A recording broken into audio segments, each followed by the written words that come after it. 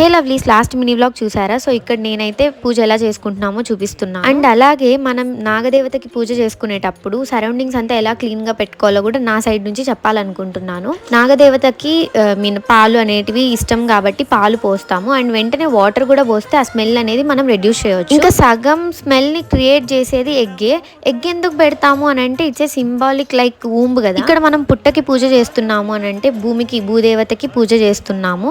So ఎగ్ని పెట్టడం వల్ల protective shield లాగా అనమాట. ఎవరైతే ప్రెగ్నెన్సీ వాళ్ళు ఉంటారో వాళ్ళు పెడితే చాలా మంచిది వాళ్ళకి.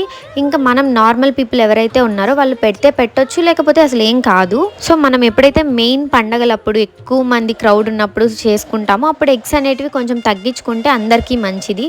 లైక్ మనం కొంచెం క్లీన్గా పెట్టచ్చు అక్కడ అమ్మవారు ఉండే సరౌండింగ్స్ని కూడా. నా సైడ్ నుంచి ఇలా చెప్పాలి అనుకున్నాను కాబట్టి నాకు తెలిసింది మీతో షేర్ చేసుకున్నాను. ఏమన్నా మిస్టేక్ ఉంటే please correct me in the comments. మేమైతే నాగదేవతకి రిచువల్స్ అన్ని ఇలా చేసుకున్నాము. మీరు వీడియోలో చూస్తూనే ఉన్నారు కదా. అలా ఇంట్లోనే నువ్వుల పిండి, సద్దలు అండ్ పిండి చేసుకొని వచ్చాం నైవేద్యంగా పెట్టడానికి. ఇంకా నాగదేవతకి పూజ అయిపోగానే అక్కమ్మ గారి గుడి కూడా అక్కడే. సో అక్కడ కూడా దర్శనం చేసుకొని వచ్చేసాం.